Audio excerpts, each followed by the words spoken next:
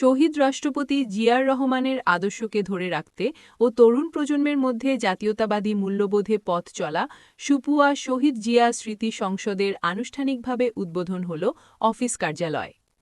৩০ বছর আগে পথ চলা সুপুয়া শহীদ জিয়া স্মৃতি সংসদের নতুন করে জাতীয়তাবাদী প্রবাসী ফোরামের আর্থিক সহযোগিতায় আনুষ্ঠানিকভাবে স্থায়ী অফিস উদ্বোধন ও ফিতা কেটে ৩০ বছর পূর্তি উদযাপন করে ছাত্রদল ও যুবদলের কর্মীরা। শুক্রবার বিকেলে কুমিল্লা নাঙ্গলকোট উপজেলার রায়কোট উত্তর ইউনিয়নের সুপুয়া বাজারে স্থায়ী অফিস উদ্বোধন করেন ইউনিয়ন বিএনপির সভাপতি কাজী শাহ আলম ও সাধারণ সম্পাদক জামাল হোসেন।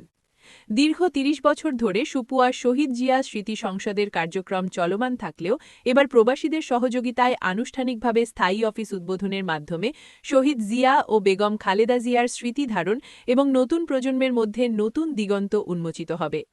উদ্বোধনী অনুষ্ঠানে উপস্থিত ছিলেন বিএনপির ইউনিয়ন সিনিয়র সহসভাপতি ও সাবেক মেম্বার আবুল কালাম আজাদ ও প্রবাসী ব্যবসায়ী আব্দুল হক মজুমদার সহ ছাত্রদল যুবদল সহ এলাকার গণ্যমান্য ব্যক্তিবর্গরা।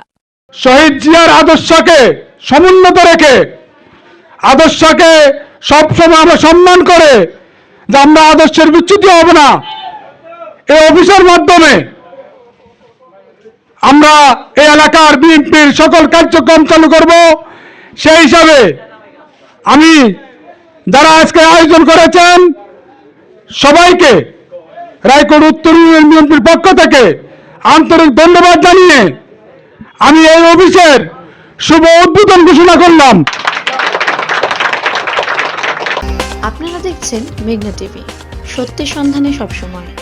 এছাড়া দেশ বিদেশের নিত্য নতুন খবর জানতে মেঘনা টিভির ফেসবুক পেজ facebook+meghna tv.bd তে লাইক দিয়ে আমাদের সাথেই থাকুন।